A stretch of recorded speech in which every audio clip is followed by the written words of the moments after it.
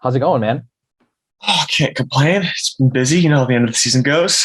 I know, But dude. I it's saw you just got back from a race, right? Where you were in Arkansas? yeah, Okay, yeah. sweet. So are you where are you based out of now? Are you in Colorado? Yeah, in Boulder. Boulder. Yeah. Okay. All So right, sweet. we moved, my girlfriend and I moved here in July of 2020. Okay. Awesome, dude. And how's it? That's been going well? Yeah, it's nice. It's like most of the days are sunny when you wake up, and I miss Michigan. It's where I grew up. I miss it a lot. But then for training, it's kind of really nice to just wake up and have sun and have mountains and For all sure, that dude. stuff. Yeah, yeah. No, I want to get into that, dude, especially being in Colorado. You have like the road, you got the mountain bike. I mean, Yeah. eventually I want to talk to you about cross. I know Yeah. you haven't, I don't think you've raced any cross, but I'm curious if you have any future plans to maybe dabble in it. Probably Um, not. We'll so talk yeah, about it. so dude, yeah, thank you for being here. I kind of wanted to, we're just kind of like jump right into it, you know? Yeah. So yeah, a little bit. Well, let me get this. Is it Alexey Vermeulen? I want to make sure I'm saying your name right. Alexei, if you can, Alexei, and then Alexey, Vermeulen. Yep. for sure. Sweet dude. Yeah, Yeah. Alexey. So yeah, man, a little bit about you, and I want to hear about like some of your favorite results. But you raced internationally as a junior. You've won the U.S. national champs actually as a junior, and you rose up, raced in the World Tour. You were for Lotto Jumbo, now Jumbo Visma, that's the name of the team. Hmm. You podiumed the U.S. national championships in the time trial and the road race, and now you've raced Leadville, Iceman Cometh, which you actually won 2019, and now you've been doing the Epic Ride series and some gravel races. So, dude, like a little bit of everything, and like you're at Yeah. the pointy end of everything. Do you have a specific result that you're kind of most proud of? Like this year or ever? I guess ever, dude. Why don't we talk this year and then maybe ever, both? Yeah, I don't know. That's a good question. This year, probably the most validating result for me was that fourth at US Pro Nats. Um, I think it was because I was doing something I needed to prove to myself that I could still do, even though I didn't really want to go back to the road, but I do miss it sometimes, right? And I Yeah, love this racing all out. And that's just what that race became in Knoxville, was racing all out in the heat and humidity and giving it all you had. Um, ever, um, I'd probably have to go back, and I don't even know the name of it, but one of my first kermesse wins when I was a junior. Um, so for those who don't know, like kermesse is kind of like a crit, but a little longer laps, usually like 5 to 8 kilometer laps. And if you're not at the front, you're at the back. It is all out the whole day. Very mean European juniors with very sharp elbows. Um, and the first race I did with I guess it was the national team, we were all riding a trade team kit, was we all got obliterated, like 10K into this race, like ridden off the wheels. And it's more you have to learn how to race it. Like there's no tactics in terms of, oh, I'm going to wait here and save energy and like play around. And 3 weeks later, I was able to win one. And I just remember being like, holy crap, this is like, that was real. That was yeah, fun. I should go look up the name of it. But yeah, kind of that whole progression, like that was where I saw the most progression on the road from when I was, I guess, 16 after I won nationals to 18, signing the BMC development team. I was just able to like, you used to have a pipeline, like, hey, you have results near your home, then you go race nationally, then maybe you go to a regional camp, then national camp, so all the way up to world championships. And I like really like try to check that off. And that was like, I feel like the most progressive time that I was like, oh my gosh, I'm doing this situation. At the same time, everyone else is doing, what we're supposed to be doing at that time, and I was still doing that, like high school and all these other little things, but also being like, oh my God, like I could make this a career. Maybe this could be like what I do. But yeah, so that was kind of, I don't know if I could pick one race, but if I had to, probably one of those kermesses. gotcha. So that specific kermesse, then that was kind of like the moment where you're like, was that like the shining moment? Not the moment that I could do this, the moment that I realized that I deserve to be where I was. Like nationals is a 1 day race. And I've Yeah, always been the first person to say that, any amount of talent, really, really, like, I was lucky's a hard term, right? Because we all worked hard, but I was lucky to make it to the World Tour. I mean, there's a lot of guys who are as strong as I am, and it comes down to mental strength at the hardest times. But yeah, I think that was one of the moments where I was like, I actually enjoy this. Like, I enjoyed living in Europe. I have heritage there. I still have family there. I enjoyed that all out, leave nothing back racing. I've never been a fan of like okay, we're going to just sit here and wait for the sprint kind of stuff. And so I think, yeah, that was like one of the moments where I just like, it hit me that everything I'd done growing up was awesome, but this is what was the real type of racing in Europe, and maybe this fit me really well. I really enjoyed it. That's awesome, dude. So in that 3-week period where you went from like getting blown out the back to then winning, like, was there anything specifically? Was it just like, okay, like positioning, or was it kind of a combination of everything?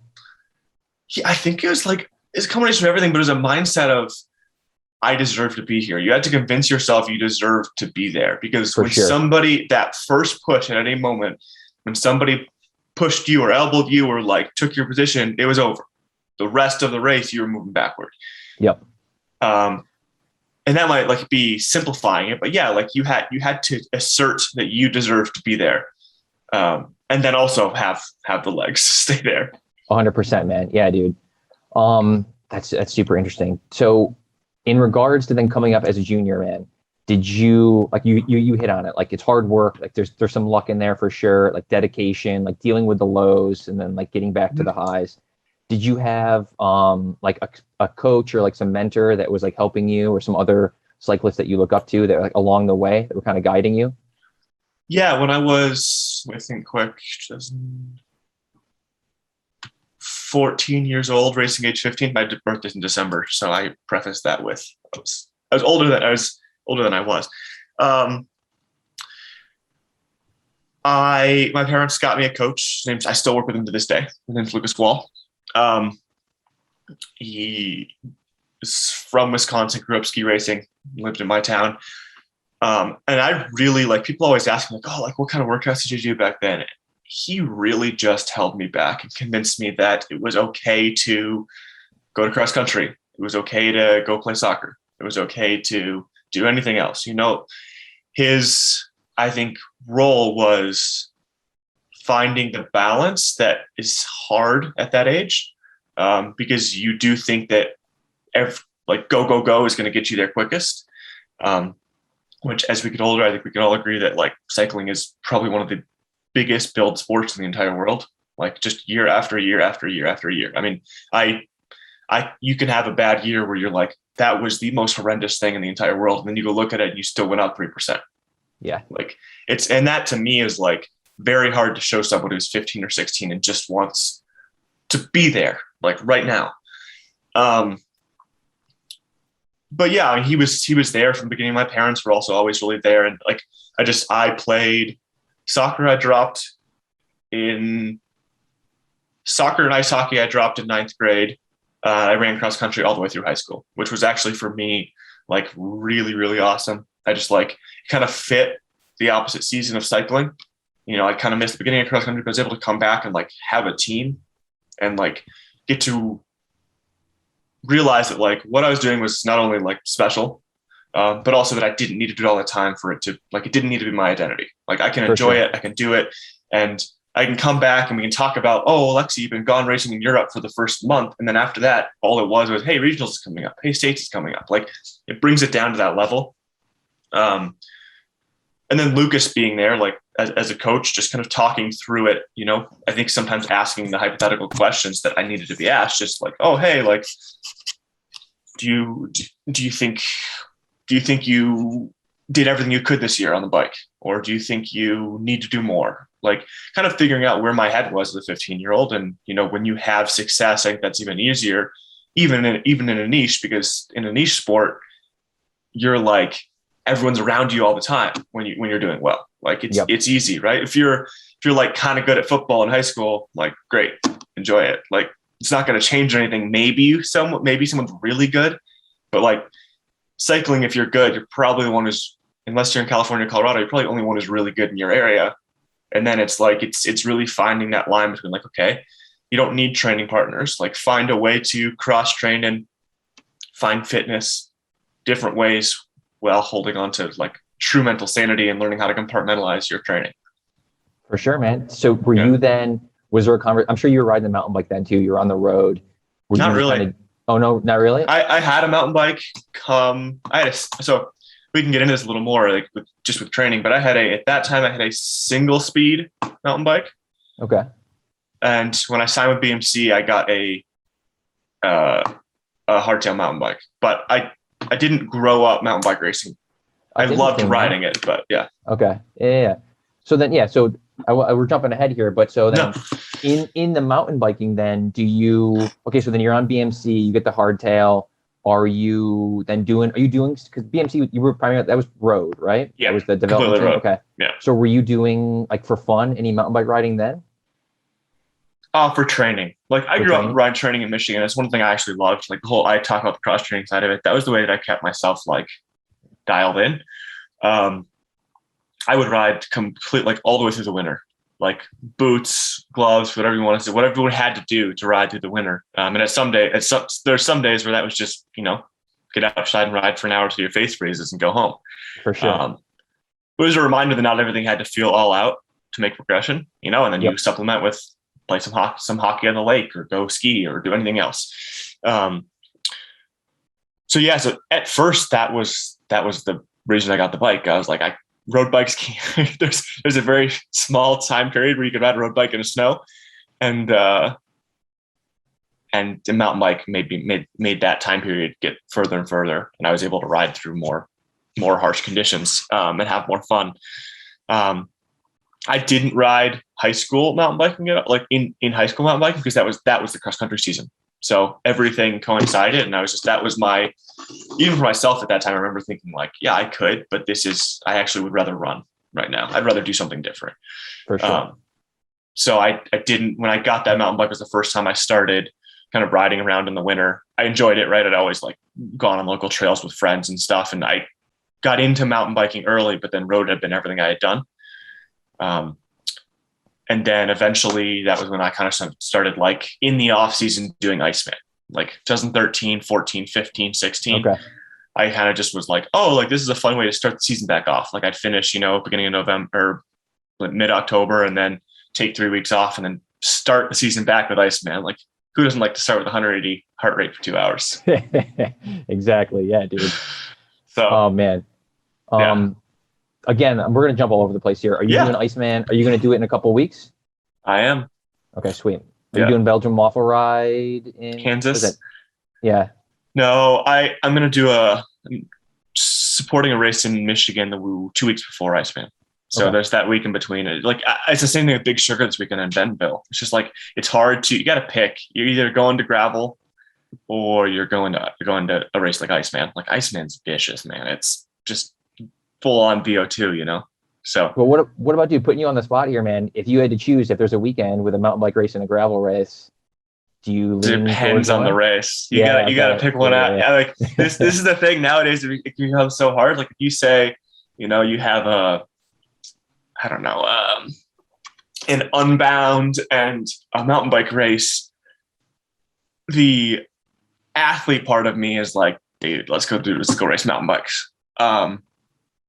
But that's not always the best case. And I like truthfully believe like, first off, as companies would rather me go to Unbound, but then also like as an athlete who's trying to like make an impact on the community, I also think that's why I would go to Unbound, like it's trying to find that silver lining and everything. So there's going to be a lot of race weekends that are doubled up and you got to make decisions next year. So for sure. So are you already looking at your calendar? Like you don't have to give anything away. Yeah. Maybe you don't know. Yeah. Do you know? No, you kind of have it all planned out?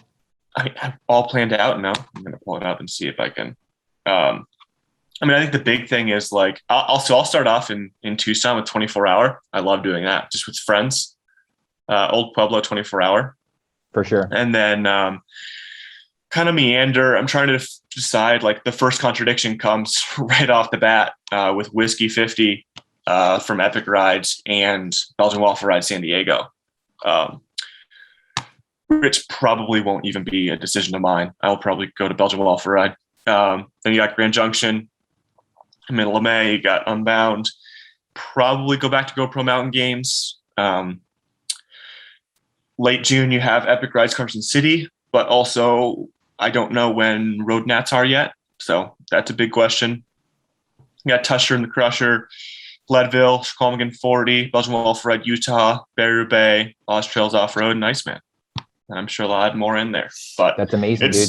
That's like the calendar. That's like what everyone wants to do. Like, that just sounds like so much fun. You know, that's amazing. It's a massive mix, but I really enjoy it. Yeah. What about so in that, let's jump to that season then. What do you do then for your training? Like, I'm saying like bike wise, are you jumping around between like some road bike stuff, some gravel bike stuff, or are you primarily on the road? Like, what does that combination look like? Yeah, like I feel like it'd be great if you're like, oh, this section's gonna be gravel and this section's gonna be road. It's never like that. I feel like that harshest feelings are always like, I mean, this past weekend, like I hadn't really raced a mountain bike on single track in quite a while, and I felt it in the beginning. But for the most part, you know, once you get positions dialed in, which we all know is the hardest part of riding 3 different bikes with different geometries,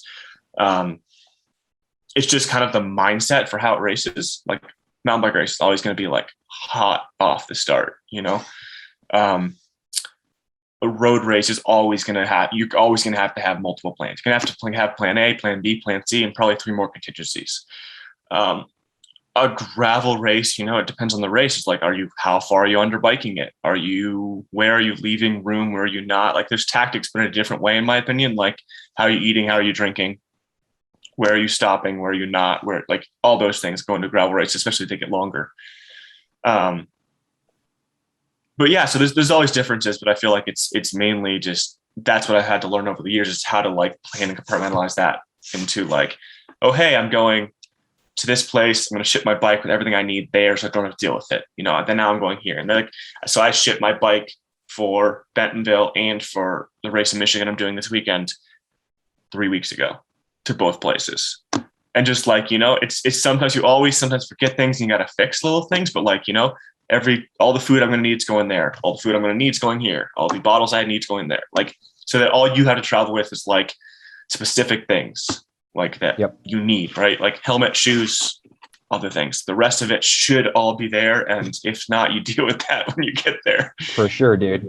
And especially, dude, and then also that kind of makes it easier in the training, right? Because if your bikes are gone for 3 weeks, you probably only have a few bikes in the garage, and you're like, this is what I'm going to ride today. Yeah, exactly. No, it's a lot of travel, and it's more just figuring out. I mean, everyone wants to do that schedule, but you get 5 races in, and you're like, I don't want to do the schedule anymore. Sometimes, I know, you know, it's a lot.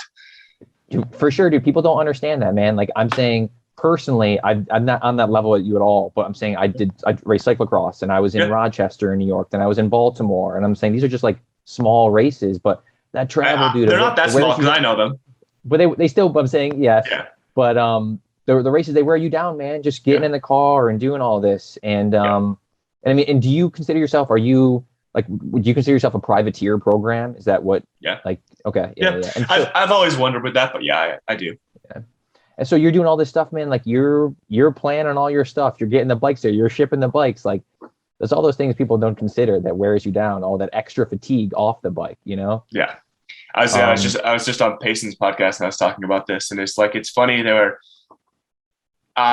Moving from like Lotto Jumbo or BMC, where everything is taken care of, and then learning like the big things you can all note. Hey, my flights aren't going to be booked for me. Hey, I'm not going to be picked up from the airport. You know, little things where you're like, I just got to my Airbnb without a car and I want lunch. Like, you know, like little things that you aren't used to. Like, I guess life's getting easier in that sense with, we have delivery and all these other things now. But yeah, all those things add up. And I think people sometimes they think about the race as the only thing they're going for. But I mean, I am a list maker, but it's constant lists and where things are going and how things are doing. And it's all on your own. And I kind of really enjoy that, but it's definitely taxing along with the bike riding, and it's figuring out like what you're doing. And that's why I'm always impressed. People who like I get to do this as my only job. People who do both, I'm unbelievably impressed by, because they're balancing a job, they're balancing everything else, and they're still getting to the races and sometimes kicking other people's asses. like that's the cool part to me. For sure, dude. Yeah. Yeah. And I also think not to just to jump through, but I think it's really funny that everyone's like, oh, privateering is new. I think cyclocross started privateering how long ago? Decade ago? Like, oh yeah, it's been around. Yeah. For sure, man. I'm thinking of like, you got like Jeremy Powers doing his own thing, like he was on Cannondale Cyclocross World, but after that, like, yeah, he was doing his own thing. Dude, so being a list maker, like you seem very, very methodical. I wanted to talk about Unbound because this is actually, I feel like it's a very straightforward question, but I've asked several athletes this and I've gotten answers all over the board. When it comes to nutrition for Unbound, how dialed in were you? Were you like, I know exactly how many carbs in our whatever, 1 through 5? Everything. I'm trying to see if I can find. Okay. Oh yeah. Because it's crazy, dude. Because I've talked to people and they were like, "Oh, I just decided to stop." Like these are people going for the win. We're like, I just kind of hit the water stops when they were there, or hit the rest stops. It's like, dude, that blows my mind. Yeah, I'll just lay it out. I don't mind hiding this stuff. I ride with Infinite, so Infinite's almost completely. They make custom blends. I think my blend for Unbound, because it was going to be so long, was 320 some calories. And so my goal, I was kind of viewing it as different chunks based on feed zones. So from the start to feed zone 1 was about 2.5 hours, depending on how fast we went. And I wanted to finish 2 27-ounce bottles, which would give me 640 calories, and finish the 2 liters of water I had in my back. No, sorry. I started with 1 liter. 1 liter of water I started in my back. So by that point, you say, okay, I might be a little bit over what I needed, but if anything, that's probably good early on because your body just can't metabolize everything later in a race like that. Yep. Going from feed zone 1 to from feed zone 1 to a neutral feed. I did the same thing, but I drank 2 27-ounce bottles with 320 calories each and a full 2 liters of water. Got to the neutral feed. I had 2 packets of like normal non-custom Infinite that I put into bottles. So I refilled. So that was only 600 calories coming out of there and a liter of water. Then the last feed zone, the same thing as the first, 2 full 27-ounce bottles and a full 2-liter pack. Are you doing any gels or anything any like bars? Yeah. So I did 28 something in calories through drink. And I did 700 calories through like real food, rice cakes, gels. I think I had like maybe 2 gels. In a race like that, I'm not a big fan of. Like I really enjoy real food. Gotcha. Okay. Yeah, it's just like it's finding that line for what works for you. Like in a mountain bike race, you can't eat real food. You're not going to sit up and like eat something.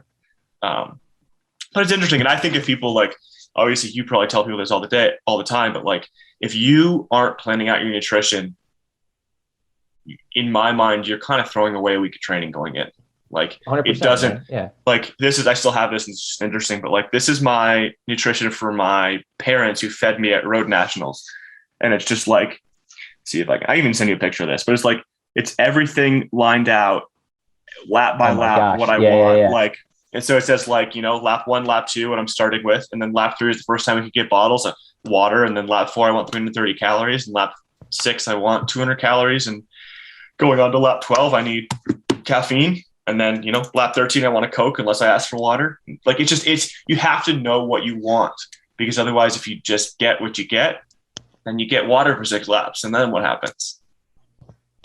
Yeah. Exactly, man. So do you then, is this like something that you've developed? Like, did you start off like this? Like I'm saying, like, or I'm sure like you've had coaches and other athletes and stuff and teammates that were kind of like giving you ideas. So 2 questions there. I'd like to know like the evolution of the nutrition. And then do you find, because I know I'm the same way as you, dude. I have to be very methodical, and I find that gives me peace going into the race, that puts me in a good headspace. Yep. Do you need that like to kind of like, as like, hey, I'm good. I know all I got to do is show up on race day and I'm good to go. Yeah. So the evolution part, I think it really changed and I was lucky with what I did, but it started with like the first chance I got to experience like the regional development camp with USA Cycling. It's something my parents invested in when I was younger. And for me, it was the first time I remember taking, like, I still have the notes somewhere, just like pages, like not even like at that age, you don't even know how to take notes like high school, right? So you're just like you're writing down everything that they're saying, like everything. it doesn't, when you go read it back, you're like, okay, I could have just written a third of this, but that's fine.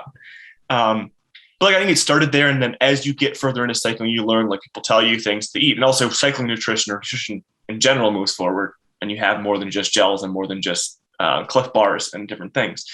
But I think like getting onto BMC was the first time I ever like met with a nutritionist and kind of had that conversation.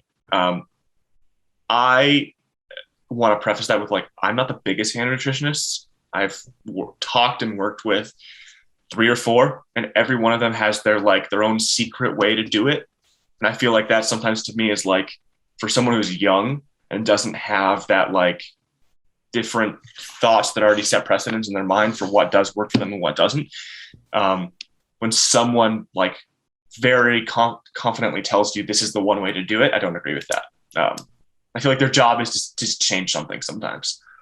But yeah, so as I started having nutritionists, started learning more about different ideas and different ways to look at things, you know, like you talk about before amp lotion was around, we were, you know, lactic buffering with baking soda, you know, and before, and then around that time, you know, learning how to make sure you're eating correctly and drinking correctly. It's easier on the road, right? If somebody's handing you bottles, you're getting what you're getting. And yep, that was it. Like pretty much I'd go to the BMC car and I'd say, hey, I want mix, or hey, I want water. There wasn't much more thought process behind that. Otherwise, you know, just making sure you are eating and drinking. And then as you get into Yumbo, like learning different things and learning, you know, like more scientific ways of getting your body into the best place it can be, you know, whether that's limiting fiber in different places or doing like high protein rides or things like that, right? That I never really worked for me because I wasn't looking to lose weight, but things that like make your body more efficient on a bike and like make you need less.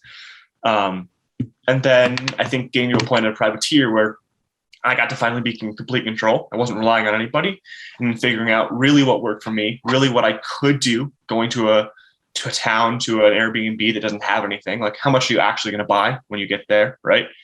There's certain things that you're like, okay, I need salt, I need olive oil, I need eggs, I need rice, but like, what else do I need beyond that?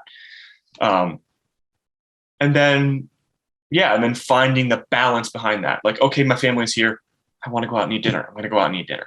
Like, because that's the true thing for me. And that's that whole, like, back to with Lucas in the beginning, like he really taught me balance. And I feel like that is one of the reasons that I made it and other people didn't occasionally, is that you have to be able to be okay to eat a pastry, to like, it's not, I don't know what to tell you. I eat junk food all the time, man. Like I train hard, and there's times where I'm like, I have these times for myself where I'm like, I'm going to be sober. I'm not going to eat candy and I'm not going to drink and all these other things. But like, other than that, I probably eat more candy than most normal people. Like it's something that I enjoy doing. And it's like, it works, you know? So I think it's finding that balance between your nutrition, but as a young rider, learning that like, if you ever bonk, you messed it up bad.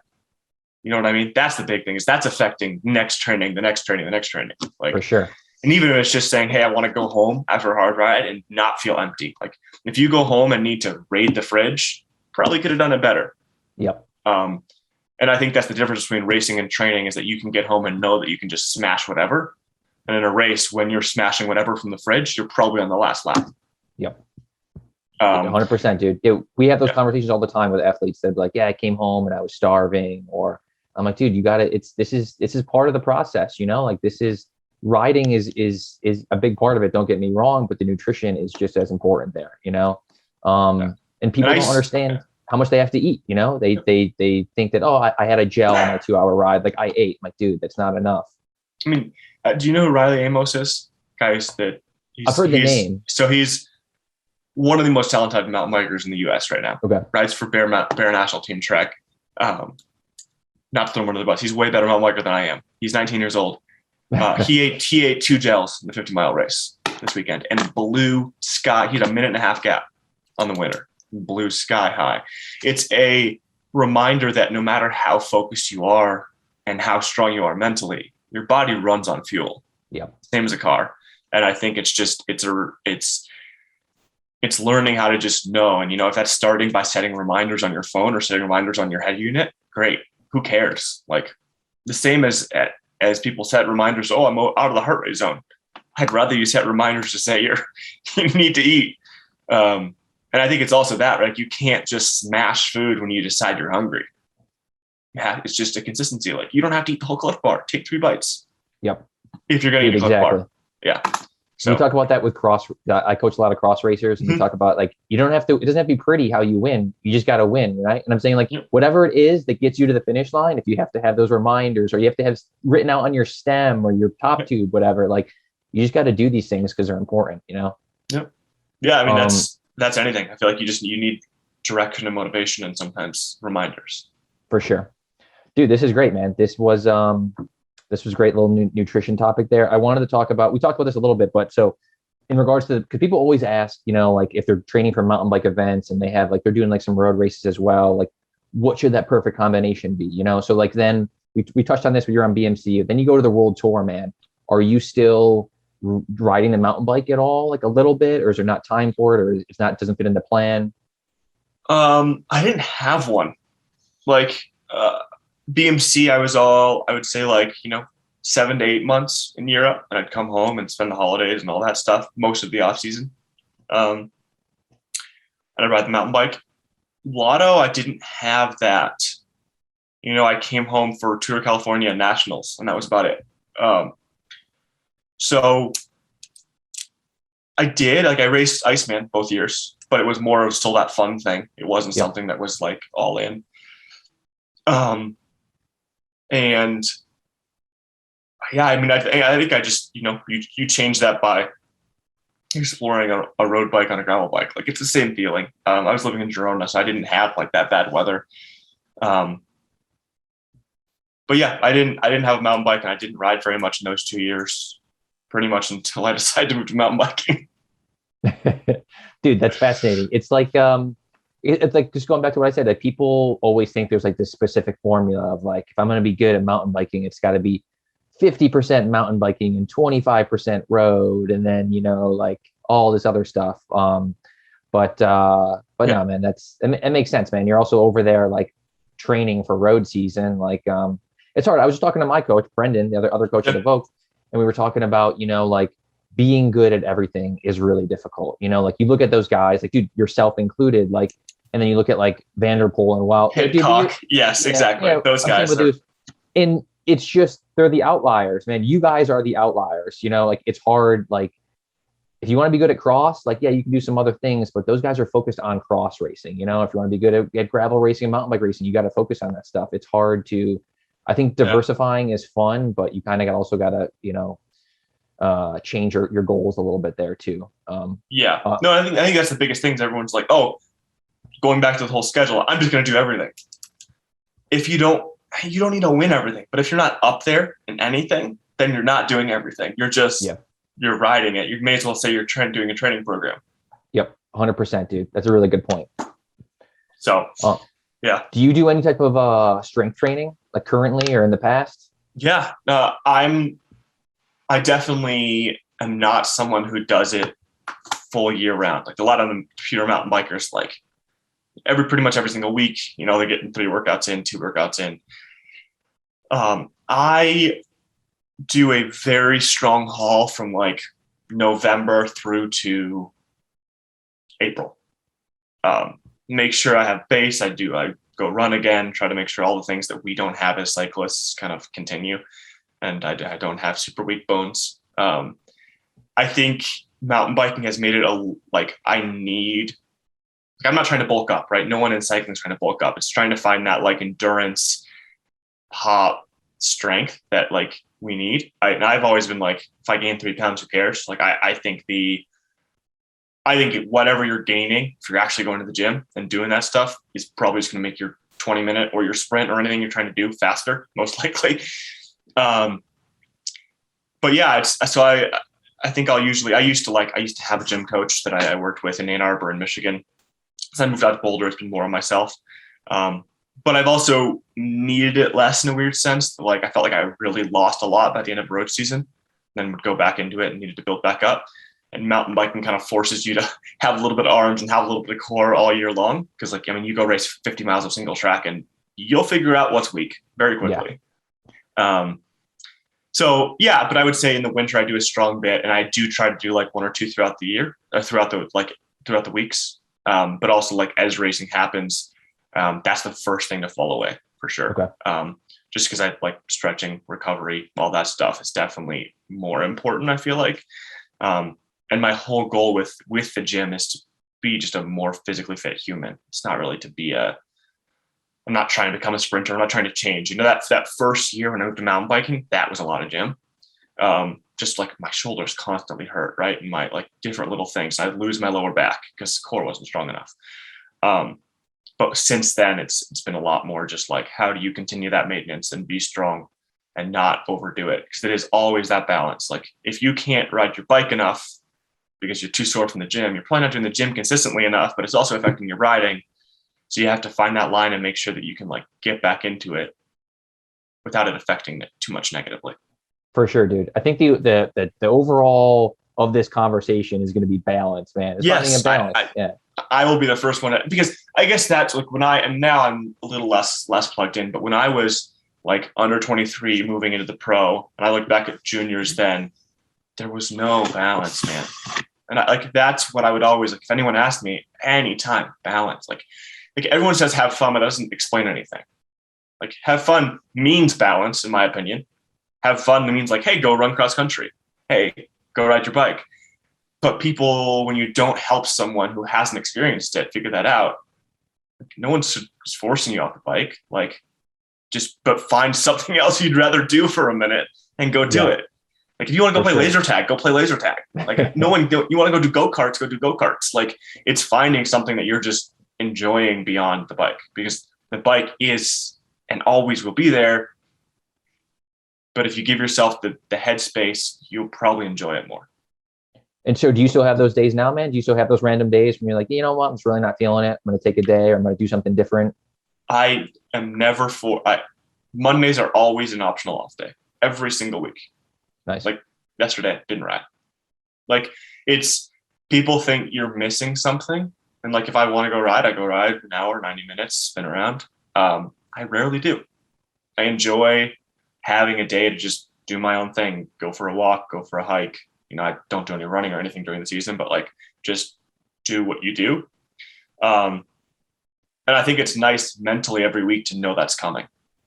For sure, dude. And I think just with life, man, it's just balancing things. It's putting a day on the calendar where, you know what, I'm gonna do my grocery shopping on this day, or I'm gonna catch up on other things, or whatever it is, you know. Yeah. We've transitioned for a lot of my athletes. We always have like 2 active recovery days. Yeah. But we've transitioned to them being like optional off days. And like I say, go for a walk, go for a hike, go do something different, you know? Yeah. And I think that's nice. Yeah. And like getting on that point, I think that's the biggest thing that people like I don't coach anybody, but I have a lot of people reach out, obviously, just because you do. And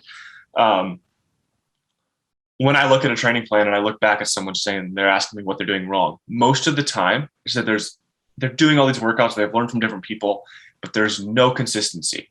It's like Monday's a hard workout, and then the next weekend, like every day is a hard workout, and then the next week, like if you have an off day, pick an off day. Pick that day that you know it's coming mentally. Like you don't need to look at the days, you can feel it coming, right? And so like that's me. And obviously things are going to change. I have 1 week where you travel and that week's different. That's that balance. But otherwise, like, you know, my Mondays are off or optional. My Fridays are active recoveries. That is every single week, pretty much. Maybe you take 3 weeks off for the off season, and say you take 2 weeks off, otherwise in the middle of the season. I bet you I have 45 weeks that are like that every single week. You know, you get in Monday off or optional, and then you have Tuesday, Wednesday, Thursday hard. I have a 3-day block, and then 2-day block on the weekend, and then back to it, like every single week. And it's not monotonous because the workouts are still changing, but you know where you can have you time. For sure, dude. Same as a normal job. And I think it's the same thing. What I always tell my athletes too is like, just as you want to go hard on your hard days, like go hard, quote unquote, on your off days, and make it an off day, you know, do something else. Don't focus on like, I should be doing more. Just like you said, you look at a lot of guys and just a lot of athletes in general, and it's all over the place. And it's like, they feel like they should always be doing more, always be doing more. Yep. And I think also, like you just said it, but it's people think easy is endurance. Like the best way I ever described it was someone called it crystal cranks, which we would describe as your power had to be below your heart rate. And that is exaggerating, But at the same time, if you are anywhere near your endurance zone, sorry, it's probably not your active recovery day. Like, people struggle with that, man. They really do. And I'll be like, hey, I'm going out for an easy ride, like, because people obviously don't join on most of my other days. They're like, hey, I'm going out for recovery day, and they get out and they want to smash. I'm like, bye, ciao, see ya. Like, it is a very big understanding that to go fast, you really have to go slow. And I know that's cliched and stupid, but like, that is, you have to use your easy days. Otherwise, yeah, you're still going all out on your hard days. No one's questioning that. But your all out is a different level than what you're capable of. Dude, Brendan always says, Brendan's the other coach at EVOQ, he always says that people give him a hard time that he pays people to say certain things. And you just hit it, dude. Like, this is it. We didn't talk about this beforehand. Yeah, it's just experience. Yeah. People don't understand that. Yeah. I've overtrained. Everyone has.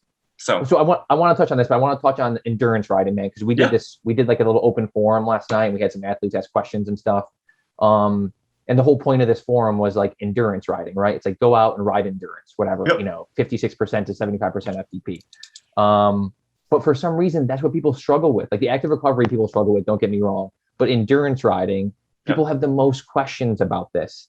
What has your experience been with endurance rides? Like, is it just like, because we always stress, like, like limit your zone one time, keep no coasting, keep pressure on the pedals, basically, don't go too hard, stay in that 3-zone model, keep it zone 1, what's your experience endurance rides?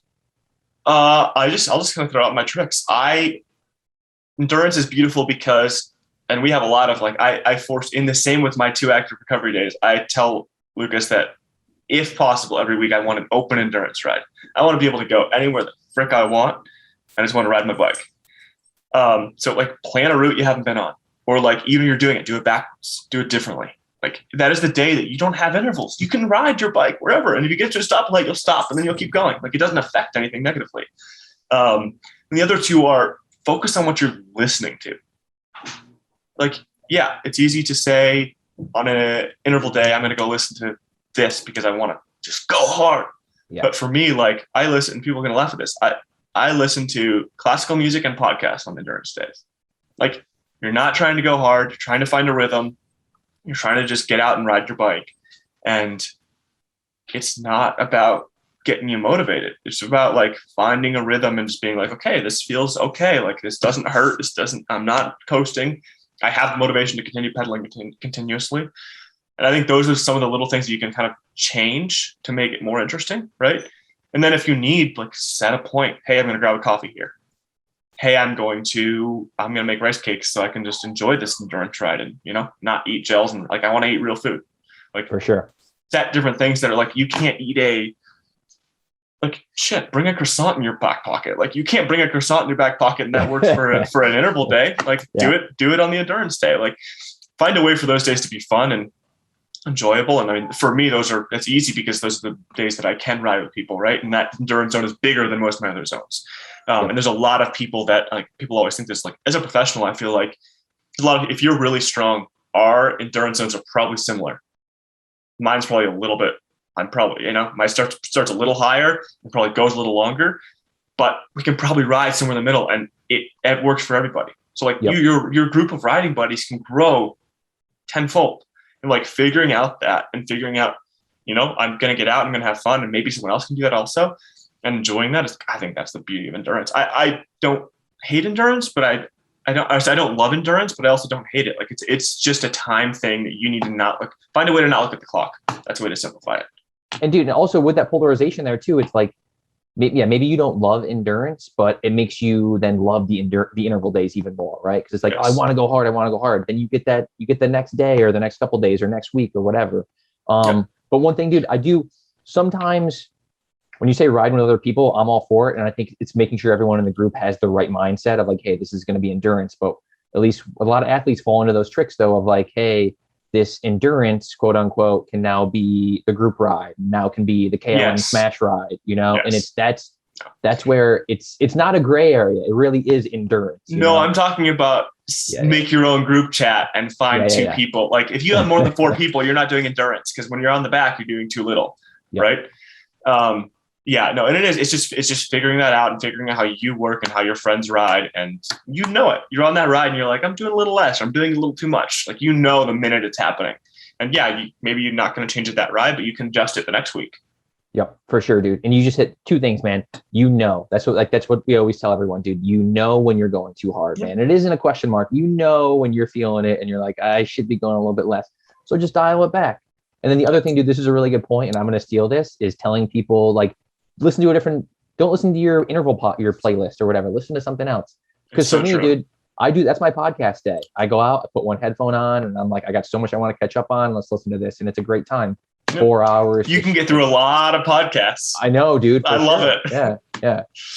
Oh man. Yeah. This is awesome, dude. I'm glad we talked about this. I wanted to talk to you about training in the cold. We already talked about this a little bit, but again, in this endurance chat last night, people were like, how much should I be doing on Zwift? Should I be going outside? Like, do you ride on Zwift at all? Or are you primarily just going to go outside? I have. Yeah. I mean, like, maybe this isn't exactly what you're looking for, but on days that I had to get it done, I got it done. But I got it done to the minimum I had to, right? I'd get on, I'd do 3.5 hours on Zwift, and I get off, and it sucks. There's a lot of things that make Zwift not real life. And I think you as a coach understand this, but like if you do 3.5 hours on Zwift, you're doing more like 4.5 pedal. Like there's no coasting, there's no anything. It is direct power. You're not moving. Your body is almost not as healthy sometimes because you're not getting up. You're just sitting in one position all day, probably not eating or drinking correctly because you know the fridge is right there. You're not going to bonk. And I don't know, like when it is 10 times better than I was a junior, and you like got on the normal rollers with your back tire and you did an hour and you're like, that was not useful at all. But given, and I say this with from a privileged place sometimes, but like, yes, I don't think it's as effective to do it on Zwift. That being said, you also have to invest early on in wanting to go outside. You can't decide the morning of that you want to go outside. You need to have the right clothing. You need to have the right gloves. You need to be prepared to go right outside. Because that's the other thing is if you invest in a Zwift setup and that was your investment, then that's it. And you have to kind of commit to that. Whether that is you can do an hour and then get off and then do an hour and then get off, or like whether it's 2 hours and get off. Like you do have to invest right outside. I think that's the one difference. People are like, oh, I can just use what I have. Like it's not leg warmer territory, man. It's tights. It's thick tights. Like thick tights and thermal jackets and multiple pairs of gloves because you're going to sweat through one, and nice booties and possibly winter riding boots, depending where you live. Like it's knowing, and then having a bike you're willing to just trash and ride a little bit. Yeah. So I ride outside, but I invested in it. Like I bought those winter riding boots when I was younger, like $500. They were a shit ton of money, but I was like, this is going to make me enjoy this more, because otherwise you're like, I have no toes. Dude, 100%, man. And I think it's enjoying it. It's like, if you're going to get out there and you're not going to enjoy it, then ride on Zwift, you know, or do something else, do some, whatever, cross country skiing, do some cross training, you know? But yeah, that's basically what we touched on last night, was like, it is a great tool. We all agree on that, but it isn't like the answer, you know. Sometimes you gotta but again, like just like you said, if you can, it's investing in the gloves and all the gear that goes around with getting outside. And the minute you see it works. Like you're oh my God, this $100 pair of gloves is more than 2 times better than the 50 pair of gloves. Yep, for sure. Oh yeah, man. And look outside the industry. Look outside the industry. That's been my key. Like Carhartt makes a great insulated vest. Okay. Like, and it's cheaper than buying some vest from ASOS or Castelli or Rafa. So like, be willing to look outside the industry. And obviously there's things that like, you can't wear a super heavy snowboarding jacket, but once you have your thermal jacket, like what are those other layers that you could use? Or like probably snowboarding gloves work just as well as, skiing gloves work just as well as anything else you're going to buy. We talk about all the time, dude, the layers. Your layers don't always have to be cycling specific. You know, you can sneak some other stuff on there. Yeah, some stuff isn't going to wick sweat as well, but you can get away with what you have, you know? Yeah, and you probably shouldn't be sweating that much if you're dressing correctly. It's figuring that out. Exactly. That's one thing we touched on last night was if you're going, you should start off a little bit cool. You shouldn't start off sweaty. That means you overdressed. Yep, exactly. No, you have to be cold leaving the door. Yeah. So, dude, I wanted to talk equipment, man. Just because you're racing all over. You got the gravel bike, you got the mountain bike, you got the road bike. have you found, I feel like gravel is like this new frontier, right? With like, Yes. are they going to do dropper posts? Are they going to do front suspension? What are they going to do? Do you feel, what are your feelings on all that? Do you think that there's a place in gravel for that, or maybe for specific races? Specific races that I don't do. I think that stuff is really cool from the adventure side. I mean, I already ride my mountain bike on some mountain bike trails. Like, did I say mountain bike on mountain bike trails? My gravel bike on mountain bike Gravel trails. bike. I know what you mean. Yeah.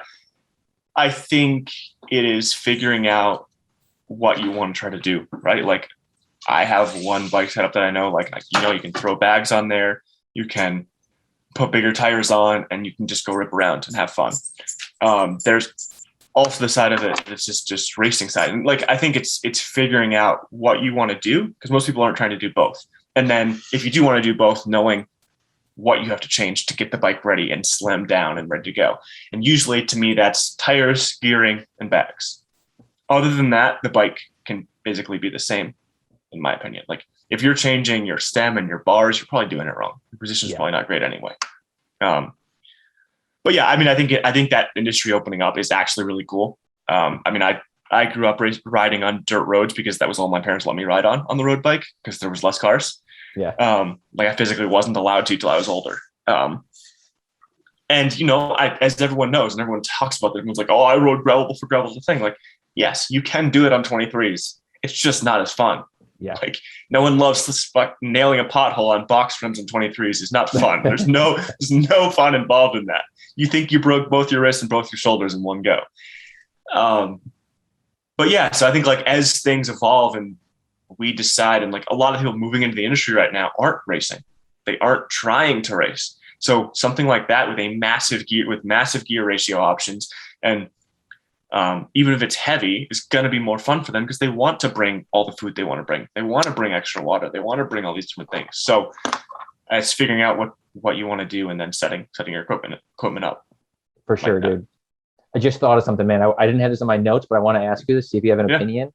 Dude, the UCI now getting involved in gravel. Do you have an opinion or a stance on that? Or I don't want to talk too much about it, but as of this moment, those races are not on my schedule, and they're purposely not on my schedule. Like, gravel to me, and like, this is very much coming from a privateer standpoint, but it is, and it's cliched, but it is a community. Everybody gets together and has a great time, and it's not European racing. The US has never been the same as Europe, no matter how hard we've tried. And that is honestly really cool to me. And being able to hold on to that is awesome. And seeing the UCI, just as USA Cycling has in the past, try to come in and just kind of change something for the better, even if it's already doing well. Yeah, like, I've always been of the prerogative, like, if something's not broke, don't fix it. Yep. And that's kind of what I feel like with gravel right now is, in 5 years, we might need to have a governing body and things to change. But like, right now, I guarantee if you go to different pros and whatever gravel world ends up being, they're going to say, no, that's actually the gravel world championship. Like, sorry, I don't know what race you guys just created, but that was the hardest race this year, or that was the race that we wanted to make. And I think you're going to see that. I think you're going to see pros going, like, not going, and then saying, hey, we all collectively got together and said, this is going to be the gravel world championships. And I think that's hard for people who like kind of want to follow along and be a part of it. But the UCI is kind of, I think they think they're jumping in the shallow end, and they're jumping in the deep end. Yeah. So I physically right now won't be there. Sorry, it's hard. The calendar's already big enough. I know. It's already enough races. Exactly, man. You're going to have 3 races on a weekend to choose from now? Exactly. Yeah. It's already decision fatigue. I know, exactly, man. So I got just a couple more things here, man. We kind of talked about the future, but I did want to talk about, I mentioned this earlier, cross racing, dude. Have you done any cross racing in the past? Not one. Okay, all right. I get asked every year by different partners, and it's funny that I think it's because of the way I grew up, like that whole cross country and riding thing, that I don't want to do it. I was like, really? Not to blow my own horn, I was good at both, and so I don't want to mix them together and be bad at one thing. It's also like the only chance to actually have an off season, and I've been very happy to hold on to that. And like that whole balance thing to me, people can do it well. You look at Blevins, you look at Vanderpool, you look at Pidcock, but it is stressful, and the longevity of it, in my opinion, is quite something has to give. So you're either saying I'm going to give a little bit on mountain biking, or I'm going to give a little bit on road riding, or I'm going to give a little bit on cross. Something has to give. And for me, it's just not taking the temptation to race cross, and that makes it easy. Never done it. For sure. Not good enough. Can't do it. And again, going back to what we just talked about, dude, more races on the calendar, man. You don't need more things on there. I at that time of year, I could be doing whatever I want to do, getting into the gym program and having a good time. That's awesome, man. So dude, just one last thing, man. What advice do you give for anyone listening, man? Like it could be general, it could be mountain bike, gravel, whatever. What's something that's helped you, a good piece of advice that's helped you along the way? Yeah, I mean, that best piece of advice, I mean, I'll give it to you. Training wise, we're just going to go back to it again, is balance. Like it's finding what you enjoy doing, finding the parts that you need to work on. Like if you're not good at endurance, or if you're not good at doing intervals, like making sure those days are the most planned out and easiest. Set your clothing out, set your nutrition out, get it done, be happy with it. Like no matter what, if you went all out, be happy with it. Numbers don't matter. In my opinion, like numbers can be whatever they are. I can go from a stages to a quirk to a whatever, and it's all going to be a little bit different. That's how it works. Like all you can do is compare to your own data on the same power meter on a given same temperature day. Like it's that weird, in my opinion. And so it's being okay and finding the balance in that life with cycling. If you are privateering, I think one of the best pieces of advice I ever got was understanding that you don't know what a company wants. You might think you do. You might think that you know that X company is promoting this, so that means that's what they want. Ask the question and then have the answer. And I guess that we didn't really talk about that much, but that whole the entrepreneurial side that I felt like I had to learn from the road racing, that I just didn't have to deal with any of that, is that even if straight up, even if it's a Shimano and I think I know what they're doing and I know where they're going, I don't. Every year that's changing, and their goals for what they want to do is changed, because the company has to move forward. Even if it will always be a bicycle drivetrain company, there's other things and other goals they want to hit, And I think just not assuming what anyone wants is super important. That's awesome, man. Yeah, dude. I think that's the whole part of that scene, or it's I'm gonna say gravel, but it's more than that. But that people just don't know, that peek behind the curtains, of talking to these companies, promoting these companies, going to the events, promoting yourself. I think that'd be super interesting, man. I mean, maybe we'll do another chat sometime if you're free. Yeah. But yeah, I think people would love to hear, that little peek. Yeah, it's a whole other area, but it's not, you're not selling helmets on social media. You know why? Because all those people that are following you have helmets. Yeah. So it's not that easy. Dude, people don't think about that stuff, yeah. Oh man. So, yeah. Dude, thank you. Of course. Dude, if people want to hit you up, are you on Instagram and stuff? I think you're on Instagram, right? You feel free to, I think Instagram has an email on there too, but okay, sweet.